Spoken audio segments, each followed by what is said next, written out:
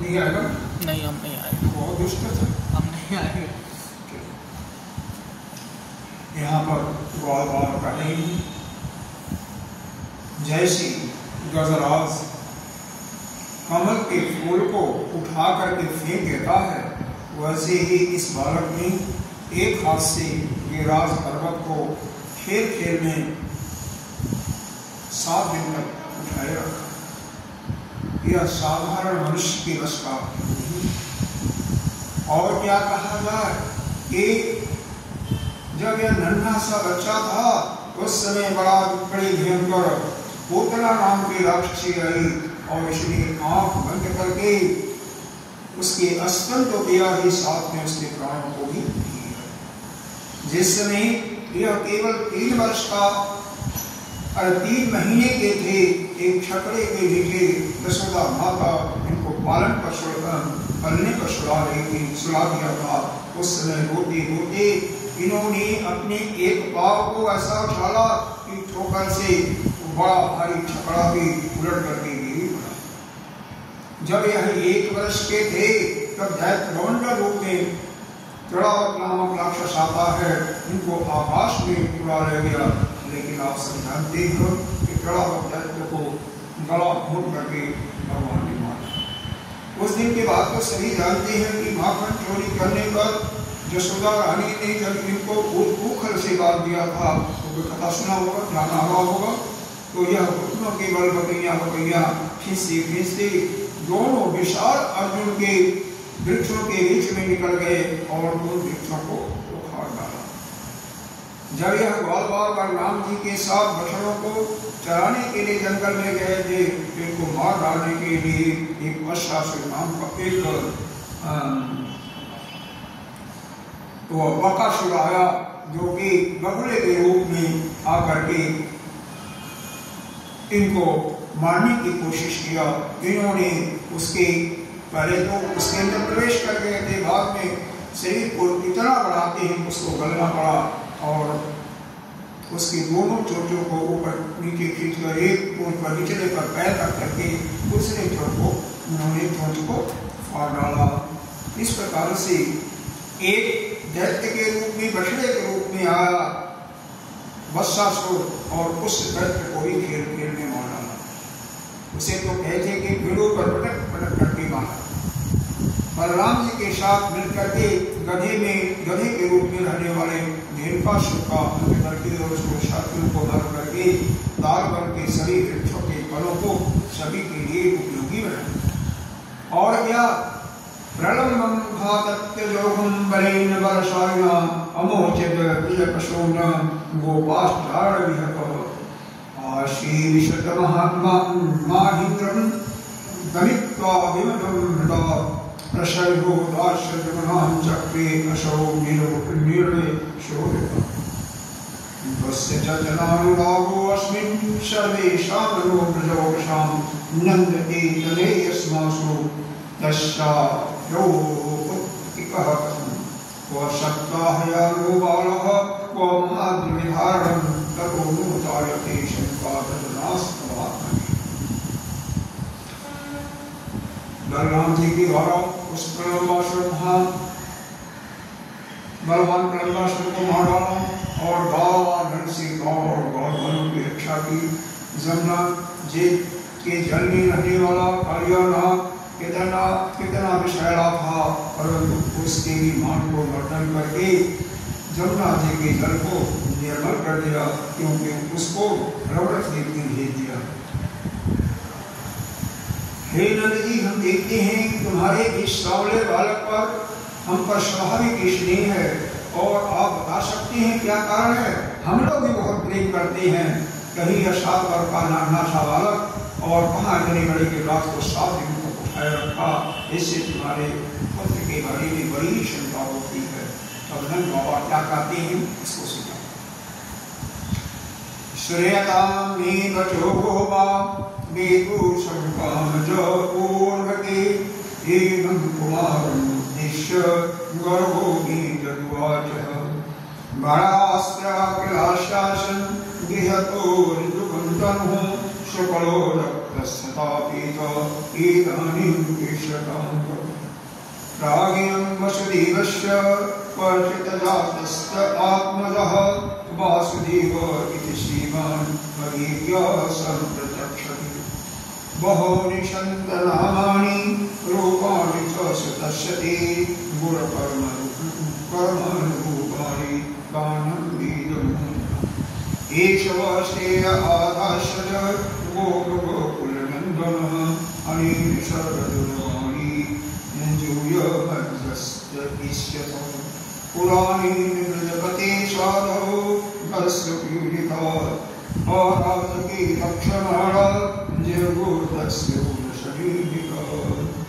नंद बाबा कह रहे हैं, हे गोकुलो, तुम सावधान पूर्वक सुनो। इस बालक के विषय में सब तुम्हारी शंका को दूर हो जाएगा यदि तुम सही रूप से सुनोगे। ठीक ठीक, क्योंकि महर्षि गर्ग ने इस बालक को देख करके इसके विषय में जो कहा था वही अक्षरशः सत्य हो रहा है। उन्होंने क्या कहा था कि आपका यह बालक प्रत्येक युग में शरीर ग्रहण करता है, विभिन्न युगों में कभी श्वेत, कभी रक्त, कभी पीत, विभिन्न विभिन्न रंग स्वीकार करके आता है। इस बार यह ईश्वर में आया है। हे नंद जी, तुम्हारा पुत्र पहले कहीं वासुदेव के घर पैदा हुआ था ना, तो इसलिए इस रहस्य को जानने वाले लोग इसका नाम श्रीमान वासुदेव है ऐसा भी कहते हैं। तुम्हारे पुत्र के गुण और कर्मों के अनुरूप और भी बहुत से नाम हैं तथा बहुत से रूप। गर्गाचार्य मुनि क्या कहे, और उन्होंने क्या बताया कि मैं उन सभी नामों को जानता हूँ, परंतु संसार के लोग उसको नहीं जानते। यह तुम लोगों का बड़ा परम कल्याण करेगा, समस्त गोप और गौओं को बहुत ही आनंदित करेगा। इसकी सहायता से तुम बड़े बड़े विपत्तियों से पार कर लोगे। हे ब्रजराज, पूर्व काल में एक बार पृथ्वी में कोई राजा नहीं रह गया था। डाकुओं ने चोर और लूट खसोट मचा रखी। और तुम्हारे किसी पुत्र ने उस सज्जन पशु की रक्षा की और इससे बल खाकर उन लोगों ने लोगों पर विजय प्राप्त किया। अगर मोबाइल देखेंगे तो ये कुछ समझ में तो आएगा नहीं। भगवान की लीला का वर्णन है तो सही है, आनंद है कम से कम, और कोई नहीं है। कॉपी इसीलिए श्लोक का ही मैं पढ़ रहा हूँ। एतस्मिन् महाभागः प्रीतिं कुर्वन्ति मानवः नारयो परिवर्तितान् देशो पक्षिवर्षो अस्मानन्दकुमारोऽयं नारायणसमो गुणैः शिराकेतुर्भावेन तत्कर्मस्मरेष्मतु। एतद्धाम समादिश्य गर्गे च सर्वं गति मन्ये नारायण संसं केशवं कृष्णपारणम्। यदि नन्दवचा श्रुत्वा गर्गगीतं प्रलोकशः दृष्टसखा अनुभावास्ति केशस्य निमित्ततेजसः। उदितानन्दमानरजो केशं च गतविस्मय देवी वर्षते यज्ञ विप्लवर्षा शीतत्पालकशस्त्रे आत्मशरणं दृष्ट्वा अनुकम्पन्तु समेन् उत्पाटैः करेण शैलं बलो लीलोक्ष्य लीनं तथा जीवद्रगोष्ठं पान्महीन्द्रमदिं प्रियानेन्द्रोगमं करैः विस्मये। अपना यज्ञ भंग होने के बाद इंद्र क्रोध के मारे और बगोला हो गया था, मूसलाधार वर्षा करने लगा था। उस समय वज्रपात और ओलों की वर्षा और आंधियां भी बहुत प्रचंड रूप से चलने लगी, जिससे स्त्री पुरुष वाले अत्यंत पीड़ित हो गए थे। अपनी शरण में रहने वाले ब्रजवासियों की यह बुरी दशा देख करके भगवान का हृदय पिघल गया। उन्होंने एक नई लीला करके और उस लीला करने के विचार से मुस्कुराने लगे। जैसे कोई नन्हा सा बालक खेल में बरसाती पुष्प को छत्ते का फूल उखाड़ लेता है, वैसे ही इन्होंने एक हाथ से गिरिराज पर्वत को उखाड़ करके धारण कर लिया और 7 दिन तक धारण करते रहे और इससे ब्रज की रक्षा की। भूखे प्यासे 7 दिन तक। तो इस प्रकार से यहाँ पर ग्वाल बालों को नंद बाबा ने जैसा कि उन्होंने पूछा, उन्होंने सारी लीलाएं जो जन्म के बाद से उन्होंने किया था भगवान कृष्ण के द्वारा या बलराम के द्वारा हुआ था, एक लीलाओं का वर्णन किया। और ग्वाल बालों ने पूछा, हे बाबा नंदजी, आप बताइए कि इस बालक के गुणों के बताइए कौन सा है जिससे हमारे सारे शंका निर्मूल हो जाए, शंका हमारी दूर हो। तो उन्होंने बताया कि गर्गाचार्य जब आए थे तो उन्होंने जो जो कुछ बताया था वो अक्षरशः सत्य हो रहा है। और यहाँ तक कि फिर जो इंद्र का यह यज्ञ इन्होंने मना कर दिया, यानी यज्ञ को रोक दिया। उसके बाद जो इंद्र ने घमंड करके बहुत मूसलाधार वर्षा, ओला, प्रचंड वायु से ब्रजवासियों को पीड़ित किया, तो भगवान उसको खेल खेल में गा रहे हैं। जैसे एक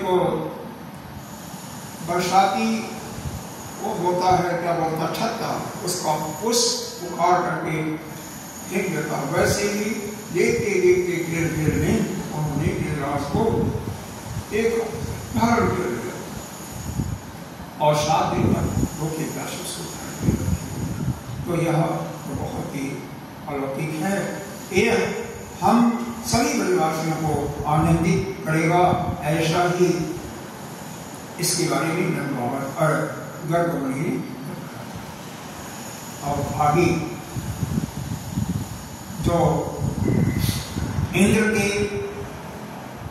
घमंड को भगवान ने दूर किया था, ऐसे उनके तूफानी बारिश और प्रचंड वायु के को कैसे रोका, गिरिराज पर्वत को उठाकर।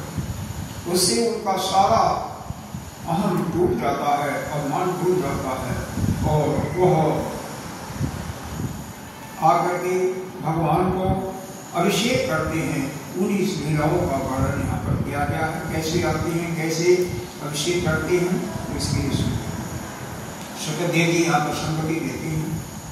श्री शुकवाच गोवर्धने गतिशैल आशाराजक्षिदेवजे गोलोकाजकृतकृष्णं सुरभि शक्रैव च निभक्तपुरुषं गम्य वीरितव्यतहीरणः पस्पर्शपादयूरीणं कीर्तेनार्यवर्चसा देशदशतानुभावो वर्ष ईशस्य विगतिजस नस्तत्रिलोकेशमगमिन्द्र आहकृताञ्जलि।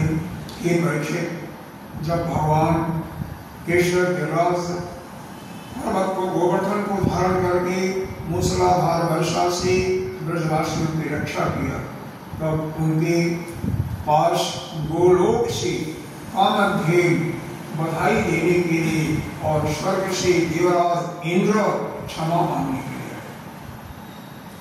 भगवान का तिरस्कार करने के कारण इंद्र बहुत ही लज्जित थे। क्यों? इंद्र को यह पता नहीं था यह भगवान ही है। वो तो सोचते थे कोई ऐसे ही है, कोई जोगी रहा होगा, चमत्कारी है, तो ठीक है, उधरा को मार दिया, छोटे छोटे राक्षसों को मार दिया, बस इतना ही। तेजस्वी भगवान कृष्ण का प्रभाव देख सुन करके इंद्र का घमंड दूर हो जाता है कि मैं तीनों लोगों का स्वामी है, यह समाप्त हो जाता है और भगवान की वह स्तुति करती है। क्या करती है? बहुत सुंदर स्तुति है। मेरे पास 10 श्लोकों में हो इंद्रवाच विशुद्ध सत्वं तव धाम शांतं तपोमयम् मायामयो अयं गुणसंप्रवाहो न विदति ज्ञानानुबंधः। हे प्रभु, आपका स्वरूप परम शांत, ज्ञानमय, रजोगुण और तमोगुण से रहित एवं विशुद्ध अप्राकृत सत्य है।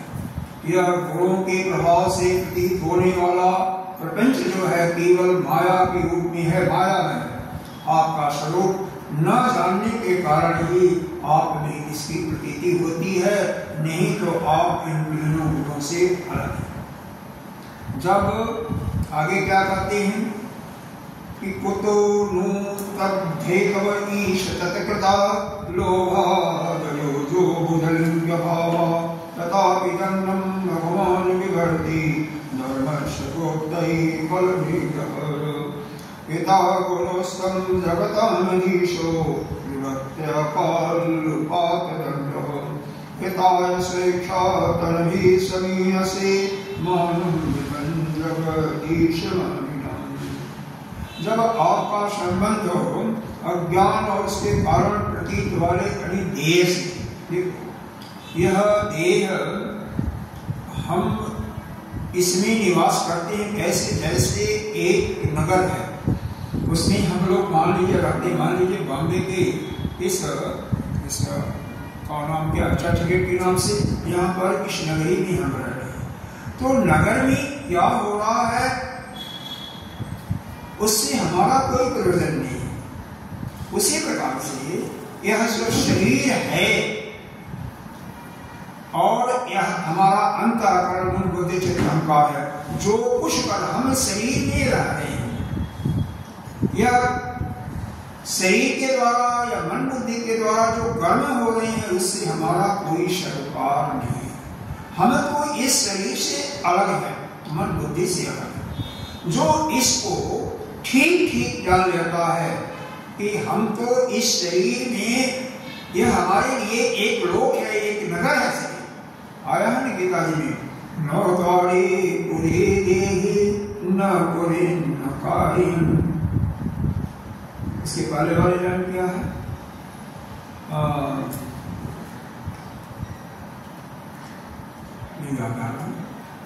यह नौ द्वार और का जो यह पुर है, यह पुर हमारी नगर। नौ द्वार कौन कौन है? दो कान है, दो आंख है, दो नासिका के छिद्र, एक साधु पर नीचे दो हैं, एक वस्त्र घनेन्द्रिय और दूसरा मल। तो इस प्रकार से यह नौ द्वारों वाला यह जो नगर है, नौ द्वारे पूरे देही, इसमें यह देही यानी यह जीवात्मा निवास कर रहा है। हम लोग इसमें निवास कर रहे हैं। नौ द्वारे पूरे देही न कार्य न कुर्वन् कार्य, न हमारे लिए कोई कार्य है और न करवाता हूं मैं। किसके लिए? वह जो अपने इंद्रियों पर विजय प्राप्त कर रखा है। ऊपर वाली लाइन में आता है कि नहीं आता है आपका 5 मिनट का 13वां श्लोक है शायद, देखो यह है, सर्व कर्माणि मनुष्या सन्नास्ते सुखं वशे नो दाहि पुरीहि नैव पुरीयन् नकारि। जिन्होंने अपने समस्त कार्यों को जो भी कर्म करते हैं, मन से का मतलब केवल मन से नहीं है, बल्कि मन से कर्तापन के अभिमान को, करते अभिमान को निकाल दिया है और संन्यास्त होकर के वह सुखपूर्वक विराजमान हो रहे हैं, आनंदित हैं। और इस शरीर में रहते हुए वह जीवात्मा न तो कुछ करता है न करवाता है। किसके लिए? जो अपने को कर्तापन के अभिमान से अलग है, शरीर को अलग समझ रहा है, मन बुद्धि चित्त को अलग समझ रहा है, वो तो केवल इसमें निवास कर रहा है जैसे किसी नगर में सारी प्राणी निवास करते हैं। तो शहर में क्या हो रहा है नगर में, उसका वहां के रहने वाले प्राणियों से कोई मतलब नहीं। उसी प्रकार से इस शरीर जो भी कार्य कर रहा है, चाहे मन बुद्धि इंद्रिय के द्वारा या शरीर से कोई कार्य हो रहा, उससे हमारा कोई सरोकार नहीं है, उसका मैं करने वाला नहीं। ऐसा जो मान जाता है उसके लिए तो हर समय वह आत्मस्वरूप में रहता है, न तो कुछ कार्य बाकी है और न कुछ किसी से कर रहा है। वास्तव में ज्ञान की बात तो यही है इस पूरे प्रकरण में कि हम इस चीज को अपने अंदर दृढ़ता से बैठकर पूरे मजबूती के साथ जैसे कहते हैं ना कि इसको गांठ मान लो, यह सूत्र है गांठ मान लो। अगर जो इसको समझ गया कि शरीर अलग है और हम अलग हैं, हमसे वह फिर दोबारा इस संसार के बंधन में नहीं आएगा, क्योंकि वह तो अपने स्वरूप की सिद्ध होगा। तो शरीर के द्वारा किए हुए कर्म या मन के द्वारा किए हुए कर्म सबसे अपने को अलग रखे, कोई मतलब नहीं है। शरीर के द्वारा कार्य हो रहा हम तो नहीं करने वाले हैं, लेकिन साथ में यह भी नहीं है कि शरीर से जो कार्य हो रहा है, मन से जो कार्य हो रहा है, उसमें सुख का अनुभव किया तो गड़बड़ होगा। और सुख और दुख का कोई अनुभव नहीं। क्यों? शरीर कर रहा है ना, तो सुखी शरीर हो, मन हो, हमसे कोई मतलब नहीं, न उसके सुखी होने से कोई हमारा अभिप्राय है, न उसके दुखी होने से। ऐसा जब उसके अंतःकरण में ठीक ठीक बढ़ जाता है, तो जिसका मतलब वह आत्म साक्षात अपनी स्वरूप में बढ़ जाता है, और वह जो है इस संसार के अवगुण से अलग है। तो यहाँ पर बता रहे हैं यही कि इंद्र क्या करें, आप जगत के पिता गुरु और स्वामी, आप ही इस जगत को नियंत्रण करने के लिए, भक्तों की लालसा को पूर्ण करने के लिए सक्षमता अपने रूप में अपने स्वतंत्र हैं और लीला शरीर करते। जो लोग हमारी तरह अपने को ईश्वर मान बैठते हैं, उनके मन को तोड़ देते हैं। ऐसा इस प्रकार से नंद जी अड़े इंद्र भगवान से जे मद्विधाज्ञा जगदीश भारिण, जो ये प्रार्थना की है ना, वो हम लोगों को करने के लिए त्वां दीक्षकाले अहमाश धर्मगम हेत्वा अर्यमार्गम प्रवचन तपस्या इहा कला नाम विते अनुशासनम सकम ममैश्वर्यम् प्लुतस्य कृतावसस्ते शरणं छन्दं प्रभो अथाहसि मूलचेतसो मयिमं पुनर्भूमति शरीषति। हे प्रभु, मेरे जैसे अज्ञानी और अपने को जगत का ईश्वर मानने वाले हैं, वे सब देखते हैं कि बड़े बड़े भय के अवसरों पर आप निर्भर रहते हैं, और हम लोग क्या होता है, हम डर जाते हैं।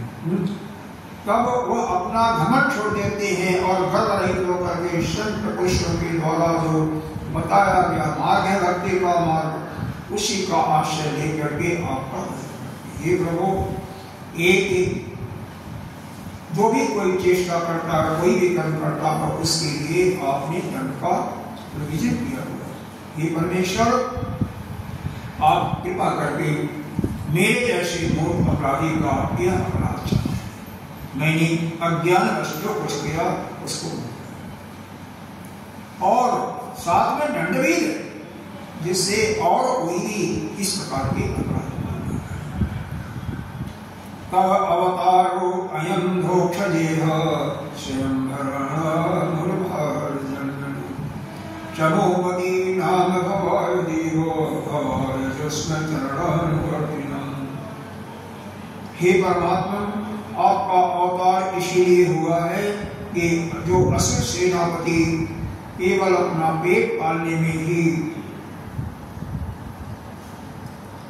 लगे रहते हैं और पृथ्वी के बड़े भारी भार के कारण वो बन गए, उनका वध करके उन्हें मोक्ष दिया, और आपके चरणों के सेवक हैं जो आपके हैं आज्ञाकारी हैं, उनकी रक्षा हो। हे भगवान, नमस्तभ्यं भगवते पुरुषाय महात्मने वासुदेवाय कृष्णाय सततं वदे नमः। हे भगवान, आप अंतर्यामी, पुरुषोत्तम और वासुदेव हैं। आप जगवंशियों के एकमात्र स्वामी हैं, भक्तों की रक्षा करने वाले, सबके चित्त को चुराने वाले, आकर्षित करने वाले। मैं आपको बार-बार नमस्कार करता हूँ। आपने जीवों के कर्मवश होकर के नहीं, बल्कि स्वतंत्रता से अपने भक्तों की तो अपने इच्छा के अनुसार अपने शरीर धारण किया। हे भगवान, मेरे अभिमान का अंत नहीं है, मेरा क्रोध ही बहुत ही तीव्र था, मेरी कष्ट बाहर है। मैंने देखा कि मेरा जगत तो नष्ट हो गया, तो मैंने दूसरा भार वर्षा की, ओला वर्षाया, लेकिन हे प्रभु, आपने मेरे गुण को चूक दिया। अब यहाँ पर भगवान कुछ शब्द बोल रहे हैं। ममातिकारी भगवान मकभंगो अनुगृह्यता मधु अनुस्तैरीतम मत्तशेते शिरारशम मामय्यश्वर श्रीमदांगो नंदकाणं न पश्यति तं दृश्यामि संवर्धयो जस्य शेखावनम्। हे इंद्र, तुम ऐश्वर्य और धन संपत्ति के मद से दूर हो गए थे, मतवाले हो गए थे, इसीलिए तुम पर कृपा करने के लिए मैं तुम्हारे यज्ञ को भंग किया।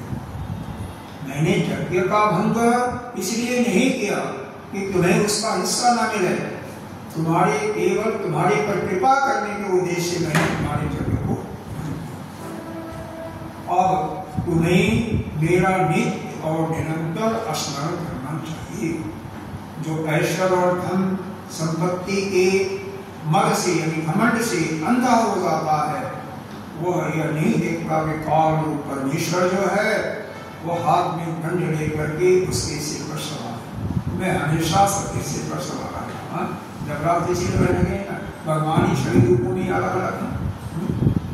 हे इंद्र, तुम्हारा कल्याण हो, तुम अपनी राजधानी अमरावती में जाओ और नित्य निरंतर मेरा सानिध्य का, मेरे संयोग का अनुभव करते रहना और अपने अधिकार से उचित रीति से मर्यादा का पालन। भगवान इस प्रकार आज्ञा जब दिया तो उसने कृष्ण भगवान की वंदना की और फिर कामधेनु यहाँ पर बढ़ती है। केश केश महायोगिन विश्व संभव भवतालोकनाथेन समाधारणं वचतो त्वं न परमकं देवं त्वं न इंद्रो जगत्पदे भवभोगे प्रदीवानां तेजसः इंद्रं नस्तात् विशिक्षामो ब्रह्मणोदितावयम् अतेडोऽसि विश्वात्मन् भूमि अपनते। करें आप जगत के स्वामी हैं, हमारे तो परम आराध्य देव आप ही हैं। हे प्रभु, इंद्र त्रिलोकी के इंद्र हुआ करें, परंतु हमारे इंद्र तो आप हैं। आप ही गौ का, ब्राह्मण का, संतों की रक्षा करते हैं। हम स्वामी ब्रह्मा जी के ही प्रेरणा से आपको अपने इंद्र मान करके, इंद्र कौन होता है? जो सर्वका ईश होता है। तो मैं आपका अभिषेक करेंगे। कामधेनु कहती है मैं आपका अभिषेक करना चाहती हूँ। हे विश्वात्मन, आपने पृथ्वी का भार उतारने के लिए ऐसा रूप धारण कर लिया है। श्री सुखदेव कहते हैं श्री कृष्ण उपामन्य सुरभि पैशात्मन जल आकाश गंगा एरा करो धृतै। ये परीक्षित, भगवान जब कृष्ण ने ऐसा कर करके कामधेनु से अपने दूध से और देवताओं की प्रेरणा से देवराज इंद्र ऐरावत के सूर्यों से गंगा जल आकाश गंगा को ले, आकाश गंगा को सूर्य से उन्होंने ले लिया और वह लाई हुई थी। उससे देवर्षियों के साथ भगवान कृष्ण का अभिषेक करते हैं और इंद्र भगवान को एक नाम देते हैं गोविंद। यहाँ पर बोले गोविंद भगवान की जय। उस समय आकाश में क्या होता है? नारद, तुम्बरो, आदि गंधर्व, विद्याधर, सिद्ध, चारण पहले से ही आ गए थे। समस्त संसार के पाप को मिटा देने वाले भगवान के लोक मलापहजस का गान करने लगे और अप्सराएं आनंद भर करके नृत्य करने लगती हैं। तम तुष्टदेव निकाय गीतयो व्यवापिश्चाद्भुतपुष्परिष्टरे लोकापरानिवृत्तमाप्नुवंश्रयो गावसदा गामनेयं पयोरुपम्। मुख्य देवता भगवान की स्तुति कर रहे हैं। उन पर नंद बन के दिव्य पुष्पों की वर्षा कर रहे हैं। तीनों लोकों में परम आनंद की बाढ़ आ गई। गौओं के स्तन से अपने आप ही दूध निकलने लगा। पृथ्वी गीली हो गई। नदियों में विविध रसों की बाढ़ आ गई। वृक्षों से मधु की धारा बहने लगी। बिना जोते बोए पृथ्वी में अनेकों प्रकार की औषधियां अन्न पैदा हो गए। पर्वतों में छिपे हुए मणिमाणव के शरीर में बाहर निकल। यह भगवान की कृपा है। हे परीक्षित, भगवान कृष्ण का अभिषेक होने पर जो जीव स्वभाव से क्रूर है वो भी बैरहीन हो जाता है, उसमें परस्पर मित्रता हो जाती है। इंद्र ने इस प्रकार गौ और गोकुलशाली गोविंद का अभिषेक किया और अनुमति प्राप्त करके गंधर्व आदि से 7 स्वर्ग की यात्रा की। अब यहाँ पर थोड़ा सा कथा मोड़ रहता है कि एक समय की बात है, एकादशी का उपवास व्रत किए हैं। आप लोग शायद एकादशी का उपवास करते होंगे। तो अग्रणी एकादशी को पारण होता है। तो जब एकादशी समाप्त हो रही थी उस समय जमुना जी हो, गंगा जी हो, नर्मदा जी हो स्नान किया जाता नहीं है तो घर पर स्नान करते हैं। तो इनके पिताजी नंद जी स्नान करने से के लिए चले गए, लेकिन उस समय घड़ी नहीं होती थी, मोबाइल तो होता नहीं था, समय का कोई अंदाजा नहीं था। 3 बजे के पहले कहते हैं 11 से 3 बजे तक जल में स्नान नहीं करना चाहिए। उस समय वह राक्षस काल होता है। रात्रि को 11 से 3 बजे तक। 3 बजे हाँ हाँ स्नान नहीं करना चाहिए। और कोई नहीं करता, उसमें सभी घरे निकल सोते हैं। जो जगते भी हैं वो 3 बजे के पहले नहीं, क्योंकि अपने पहला 3 बजे के पहले नहीं शुरू होती। तो खैर ठीक है। और नंद जी जब जमुना जी में स्नान करने के लिए चले जाते, पता नहीं समय का कुछ भान नहीं लगा। तो क्या हो रहा है, तम व्यक्ता निर्धत्तो गणस्य असुरोन्तिकम अभिज्ञासुरेन्द्रं प्रविष्टं उदोनिषि। क्योंकि उनको यह पता नहीं थी कि यह राक्षसों की वेला है, इसलिए रात के समय जमुना जल में जब घुसे तो उस समय वरुण के एक सेवक ने जो असुर था उनको पकड़ लिया और अपने स्वामी के पास ले गया। कहाँ पर?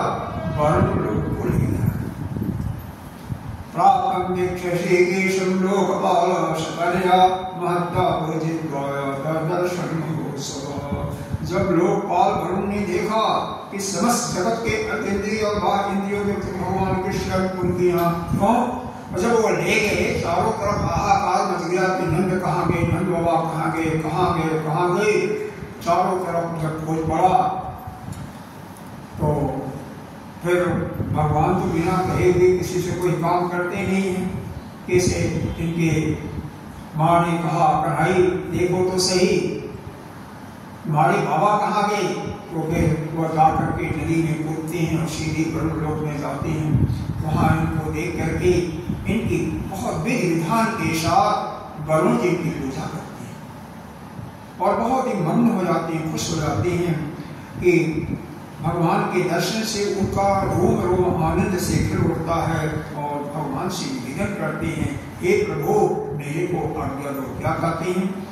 अद्य मे निवृत्तो देहो अद्यैव अर्थो अधिपता प्रभो तत्पादभायो भगवन् पापोपारबन्धन। नमस्तुभ्यं भगवते विष्णुब्रह्मणे परमात्मने न तत्र श्रूयते माया लोकशिष्टविकल्पनम्। अजानता मामिकेन मूढेन कालवेदिना आनीतोऽयं तव पिता तद्धमान् क्षन्तुम् अर्हति। मम अनुग्रहं हे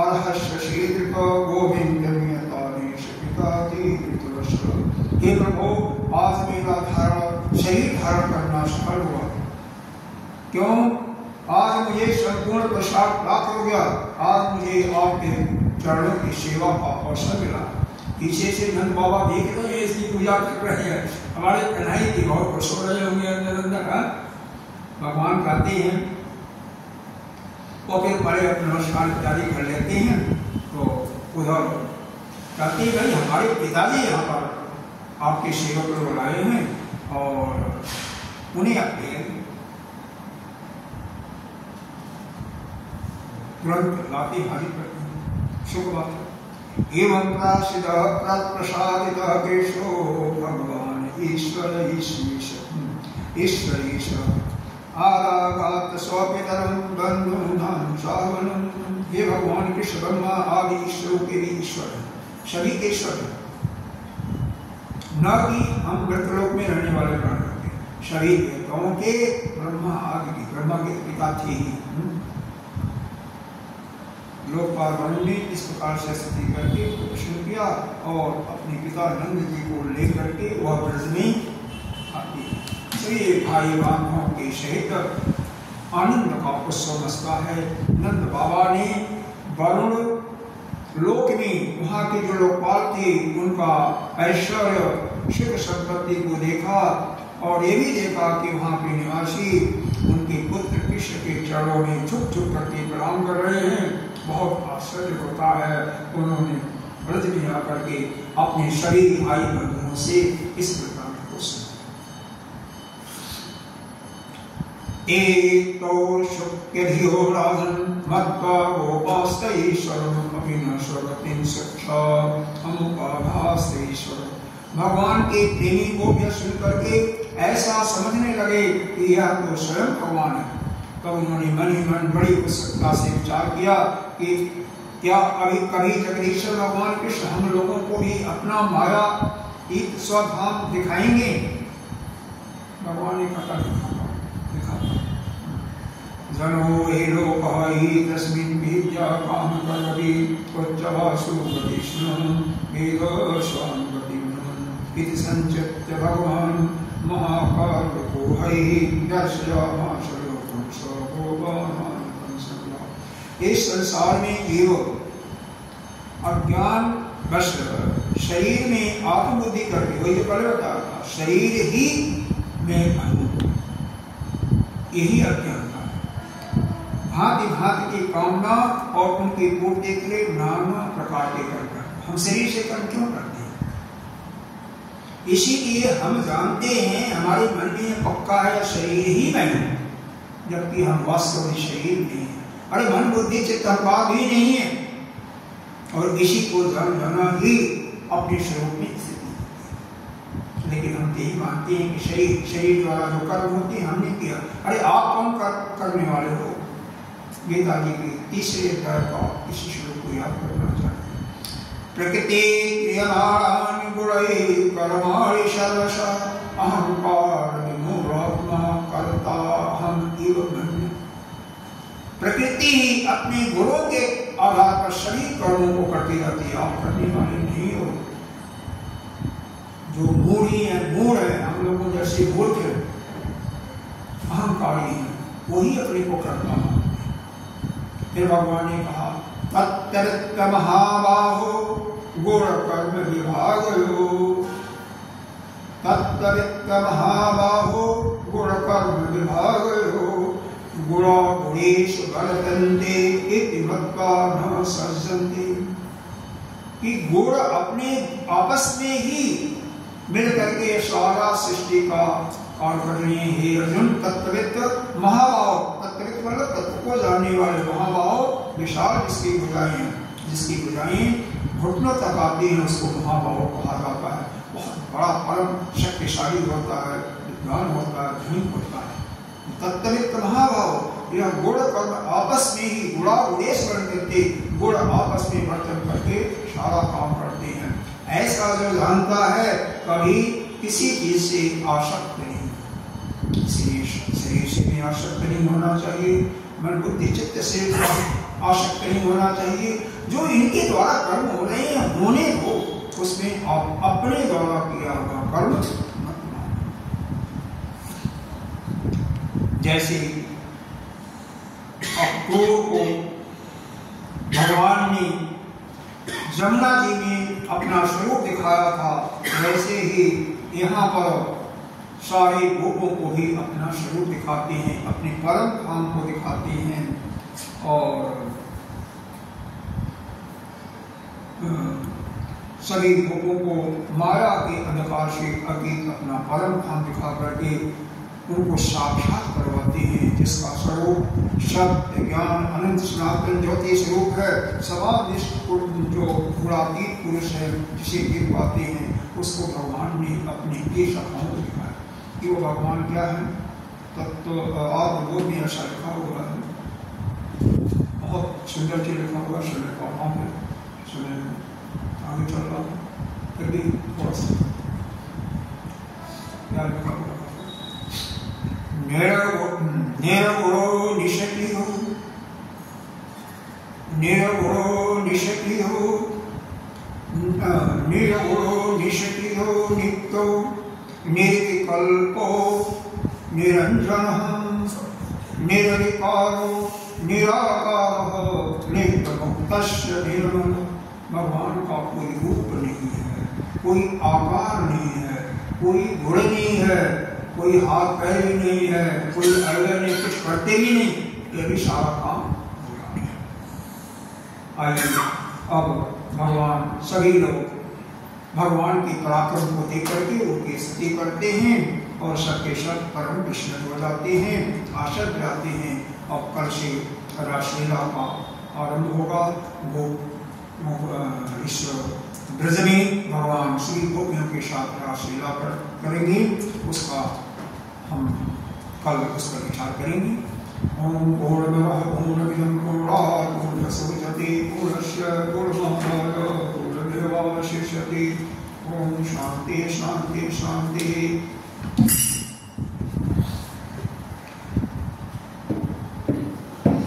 देवी मैया ने बुलायो, कब आयो राम दुनिया।